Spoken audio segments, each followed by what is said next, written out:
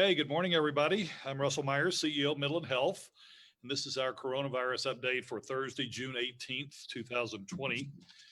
Let's start with a few statistics. In the state of Texas, we are moving toward 100,000 cases, just over 96,000 reported through yesterday, and a little over 2,000 deaths across the state. No recent deaths in Midland County. But the numbers have been growing, and I'll talk some more about that toward the end of my remarks. Here in our hospital, we continue to test, as do a number of providers across the community. As of today, we have about 102 tests outstanding from testing done at our sites Monday, Tuesday, and Wednesday of this week. Turnaround continues to be 2 to 4 days for the most part. We have still limited access to the rapid turnaround testing capability that our lab does have, but the manufacturer continues to struggle to deliver enough cartridges to use that in any widespread manner. So we're holding those for our inpatients and any exposed employees, and still sending tests out from our testing sites for patients who come to us from the public. Hospital census today is 141. We have, 8 patients in critical care. One of those is COVID positive, and we have 4 COVID patients on the medical unit for a total of 5 in the hospital today. We have a total also of 5 patients on ventilators, and in the emergency department yesterday, we had 123 patients. So we continue to see pretty small emergency department activity relative to where we would have been this time last year. A procedural point to make, we are continuing to have limited visitation in the hospital. You know that we expanded visitation so that every patient can have one support person with them. Patients in pediatrics or in labor and delivery can have 2. That continues to be in place. The challenge we're facing these days is that we have an expectation that every patient and every support person have a mask and wear it throughout their time in the hospital. They need to arrive with a mask and then expect to wear it everywhere that they go with their patient while in the hospital. Many of our visitors are arriving without their own mask. And for a lengthy period of time, we were doing our best to accommodate that need and provide masks where we could. But the sewing circle that we had working here in the hospital for several weeks has been shut down now since we went back to regular operating room traffic. And for the most part, we don't have a good source of additional cloth masks, the kind that I wear every day, that most of us do wear throughout our work days and when we're out in public. So if you are a visitor, if you're coming to the hospital to support a patient, we will provide a mask to every patient if they need one. We hope our patients will come with their own masks as well. But if a patient shows up without a mask, we'll make sure that they get one during the course of their stay. We cannot continue to provide masks for visitors. And so if you are coming to support a patient, coming to the hospital as a visitor, and you do not have a mask, we will send you away to procure a mask or some other kind of face covering that you may wear during the course of your time in the hospital. I'm sorry we have to do that. We just don't have the resources to provide masks or face coverings for every visitor. And so we will ask our visitors, and are asking our visitors, to find their own and come to the hospital with mask in hand and expect to wear it or some other face covering the whole time that they're here in the hospital. Okay, the last major point that I want to make before taking questions is really about the uptick we've seen in positives in the community. I know you've probably seen the news across the state of Texas, across all the states where economic activity has resumed. We're seeing an uptick in cases. That's not surprising. It's fairly predictable, actually. We're also seeing that the infected population is skewing younger than ever before. And I'll go through some of that data in just a second. But one thing that's fortunate for us is that we haven't seen an increase in hospitalization here. We've been down as few as 3 patients in the hospital. We have 5 today. We've been in that 3, 4, 5 range every day for a while now, even though we're seeing lots of new positives in the community. That's not true everywhere. Some of the cities in Texas and across the the state's total, we are seeing an uptick in hospitalizations. We're seeing a few more deaths in other communities in the state. So this crisis is not over by any stretch of the imagination. And it's important to recognize that as we do more, as we're together in public more, the risk is still there. And the virus still exists and hasn't been eradicated in the community. Just to give you a little bit of perspective on the numbers, I pulled the last two press releases that the health department has put out. This past Monday, we reported 21 new cases. And when you look down the list of those cases, it's striking how much younger they are than what we've seen in the past. 18 of those 21 are under the age of 50. Many of them are in their 20s and 30s. There's even a couple of younger folks than that. Very importantly, of those 21 from Monday, none are hospitalized. Look at the release from last night or today, Thursday, the 18th of June, 26 new cases. Once again, 24 of those 26 are under the age of 50, none of them hospitalized. And it's important to recognize that as we do more work together, as we are in groups, in restaurants, back to work, wherever we are, we're going to see some more exposure. We're going to see more patients get infected. And the people who are the most active are the ones that are at the greatest risk. So that's why you're seeing all these numbers skewing younger. The challenge that we all have to remember is that social distancing and mask wearing and hand hygiene and all of the things that we've been saying from the first day are still very important. Those of us who are under 70, under 50, under 40 are at considerably less risk from disease, from the devastating effects of the disease than are the elderly among us and those with chronic conditions that make them more vulnerable. So we have a responsibility to protect those people, even if we are choosing to take risks ourselves, choosing not to wear a mask, choosing to go to mass gatherings, or to be in places where we're likely to be exposed. 20 and 30 and 40-year-olds' risk of severe illness is really low. And clearly we're seeing that play out in the community. The vast majority of these patients are isolating at home. They're recovering from their disease in a few days and getting back to normal. But during all that time, they are carriers. And the people in their lives who are elderly, who are vulnerable, can be exposed. It's interesting to me how many of the reports we've heard have been about family gatherings, where multiple members of a family have come back infected. Well, every family has some older members in it, or virtually every family does. And so when you're gathering and you as a 20 or 30-year-old aren't concerned about your risk of infection, you should be very concerned about your grandmother's risk of infection and do everything that you can to protect those loved ones in your family, in your community, who are much more vulnerable than those of us who are active and working every day. So I'll leave you with that point, that while exposure is inevitable and younger people are well prepared, their bodies are much better prepared to fight off the infection than the elderly and the chronically diseased.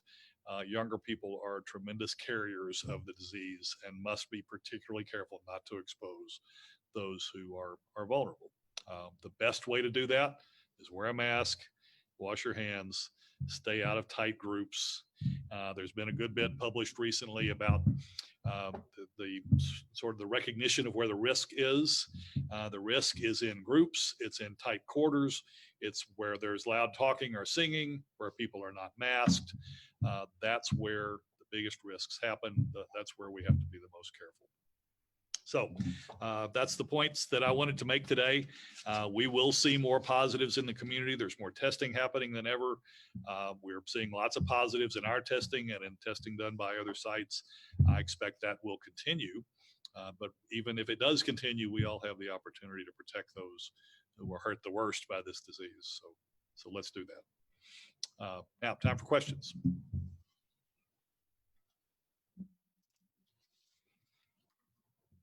We have some questions from Facebook. Do these masking protocols include the emergency room? I presume that what that means is, do the patient and visitor masking protocols include the emergency room? And the answer is yes. When you arrive, we still have a single entry point for patients at the hospital. It is the emergency room entrance. And so when you come to that entrance, you'll be asked questions about your recent exposure, your temperature will be taken. You'll be asked to wear a mask throughout your time in the hospital, both the patient and any support person who might come with the patient. With the number of active cases in Midland, what would it look like if even a fourth of them end up needing hospitalization? Well, gosh, I don't know how many total active cases there are. Probably there's been 100 or so in the last couple of weeks. So if a fourth of them had to be hospitalized, I'm just spitballing the numbers a little bit. If we added 25 hospitalized patients to the 4 or 5 we've been treating every day, obviously that's a significant increase in the challenge that we'll face in caring for those patients. And we would have to reconfigure some patient care units again. We'd be back to the situation we had at the height of the pandemic, when we had 30 or 32 patients at a time in the hospital. So we're prepared to handle that. As I said earlier, our census today is in the 140s, 141. We operate about 100 more beds than that every day. So we have room for those patients. We would have to make some changes in the way we assign staff. We would cohort those patients together on 1 or 2 units, and we would deal with it. But I don't see any evidence of that happening. It's been several days, even in the face of lots of additional positives. We have not seen an increase in hospitalizations. So we're optimistic that the people that are being infected are better able to fight it off themselves without needing critical care. Can you explain the importance of wearing masks? I certainly can, and I might ask Dr. Wilson to come up and echo my message on this, if he would. But in very simple terms, the mask prevents the droplets that emerge from your mouth and your nose when you talk, yell, sing, laugh, cough, sneeze, all the activities of life that are a component of your respiration. Those create droplets that carry virus. So if you have a mask on, you stop the droplets at your own, right in front of your face, most of them, instead of spewing them out into the environment. And there's apparently, as we've heard most recently, at least a little bit of self-protection as well. A mask will stop some of the droplets, but most importantly, it prevents you from spewing droplets on other people. Larry, you want to add something to that? Really don't need to. Okay, well, all right. I heard all that from Larry, so it's not authoritative coming from me, but it is from him. We have a question regarding steroid treatment in the UK and if it will be used by MMH. Okay, that's one I cannot handle. So Larry, all yours. Thank you and good morning. So the question is about the Decadron therapy that's been expounded in the literature or in the news in the last day or two, I understand. And what I've understood of that is that there's been reports released to the press prior to any peer review or wider review of the studies performed. And there's been a bit of a backlash by many respected physicians around the world and within the United States about that. So I would withhold judgment on that. We have, over the last 3 months, developed quite a bit of information about various therapies and attempts to try different things. Our own critical care doctors in Odessa and in Midland have spoken to me and to others about the use of steroids among other therapies, and there's no clear consensus that they prove beneficial in the wide population of sick COVID patients. The specifics that they were saying in the most recent literature is that a relatively well-known, inexpensive steroid called Decadron or dexamethasone in the population that end up on ventilators, about a third of them, there's a reduction of about a third in deaths in that population. But again, this has not been peer reviewed. It's not been looked at by a wider audience.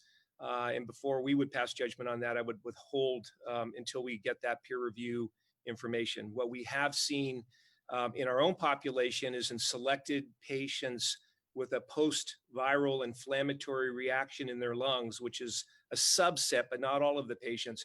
Some of them tend to do a little bit better with the steroid therapy, but again, it's not really clear yet, and I would withhold judgment on that.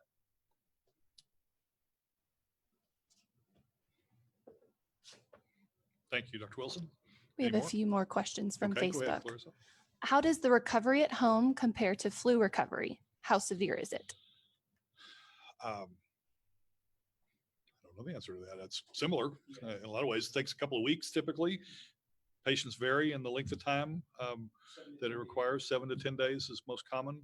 I've had the flu once in my life and I never forgot it, but it was about like that. I was miserable for about a week and then back to normal. When is a person considered no longer an active case? What's the protocol for telling people they can stop home isolation? We'll talk about that.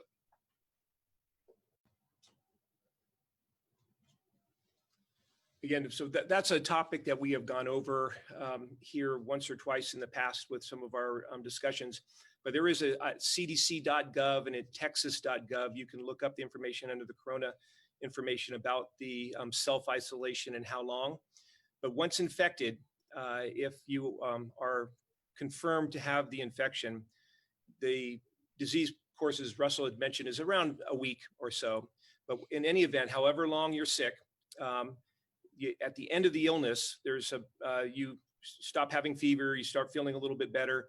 And at that moment, when you don't require any fever reducing medication or other medication to control your temperature, you go 3 days without any kind of illness symptoms, no fever, et cetera. Cough is reducing, if not gone. Everything is improving. And at the end of the 3 days, at the end of the illness, if you're at that point, then you're considered to be safe to be back out in the community. I want to reiterate, though, that we have seen in the populations that we have done testing on at the post-COVID infection, that they can continue to test positive, the PCR RNA testing, for weeks after the infection seemingly is gone. We believe that is just residual RNA from the virus that's in their system and not actually infecting organisms or viruses. But the important thing to remember is that just because you've had the infection at the tail end of the infection and when you're getting back out, still social distance, still cover your face, protect others from you and yourself from others, because there's no clear indication that we know of with certainty that you can't get the infection a second time, nor that you're completely free of spreading the virus once you've recovered. So same information, social distance, cover your face going forward, but that's the general clearance at the end of the infections.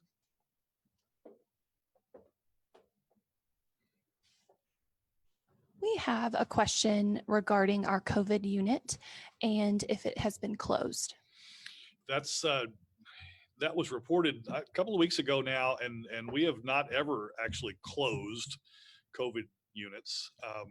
We have, as we've taken on more patients and had more activity, and as we've had some work going on the 9th floor of the hospital, we've actually moved some of the places where we put patients with COVID now, but we have a medical unit for non-critical care patients that is isolating and separating the COVID patients from the rest of the population.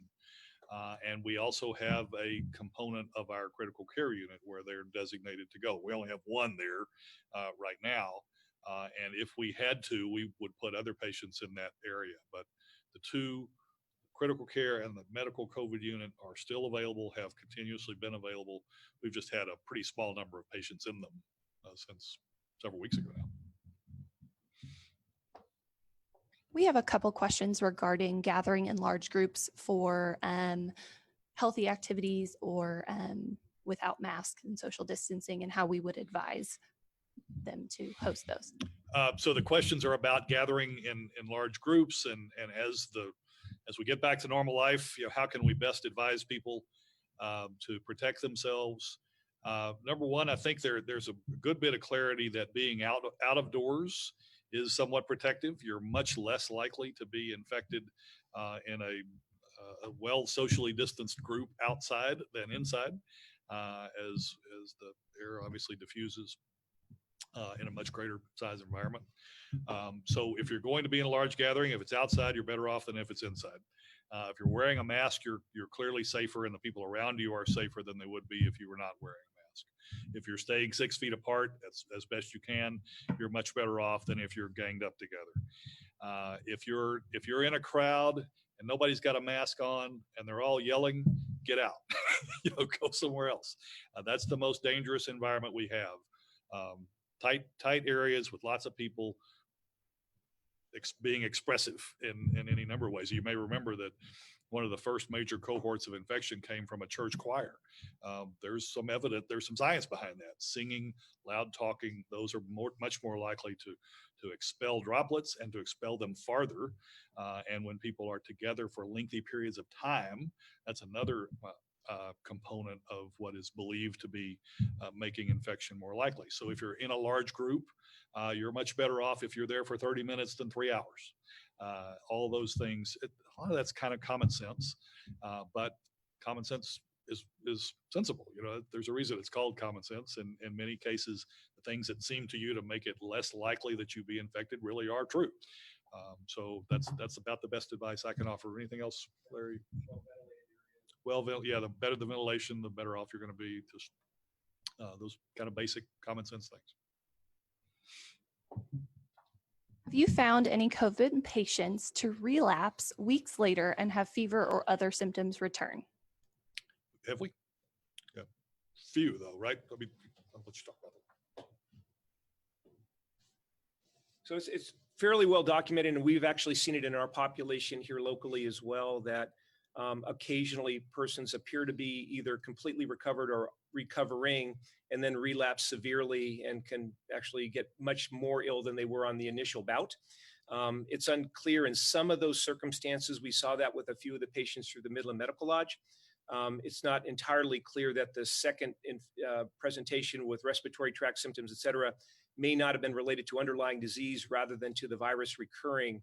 But in some of those cases, the patients get quite ill again. And we've had a couple of other patients that have been in the hospital that were in critical care, seem to be getting better, were moved down to medical. We thought they were going to be able to go home. And then within a 24 or 48-hour period, they relapsed very severely and ended up on critical care again. So it's definitely been seen and documented. It's not the norm, but it does occur.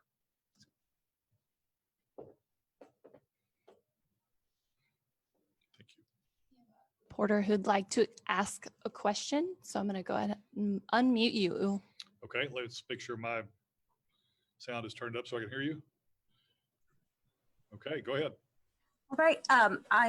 Violet with News West 9. Just a quick question. We've been talking to city officials, about the requiring of wearing masks, and a lot of their answers have been they highly recommend it, but they don't feel comfortable kind of putting some sort of enforcement on that for the community. Just wanted to ask if you have, as a medical professional, what your recommendation is on that, and if you guys believe that requiring the community to wear masks would fix anything or help the situation. This is personal opinion, but I don't think that's likely to be enforceable.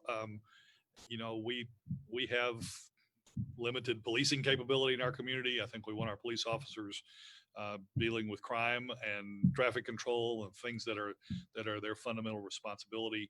It's very difficult for me to see how we could police and enforce a mandatory mask requirement. I think the continuation, that's the reason we're here today. That's the reason we've continued to have a briefing at least once a week. Really, if you don't take any other message away from what we're saying here today, it's wear a mask because it works. It will help limit the spread of this infection. But mandating that, I don't think that's had good success in many environments, and I don't think that we have the resources to enforce such a mandate. So I think that's a sensible answer from the city, frankly. But I do think that people need to be responsible and use their good judgment and wear a mask whenever possible. And sometimes they won't. I think that's part of living in a free society. Thank you. I believe that's all the questions we have for today.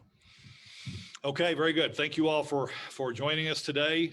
We will most likely be back with you sometime next week. We'll watch and see how things unfold, and when the time is right, we'll schedule another briefing, and we'll see you then. Thank you.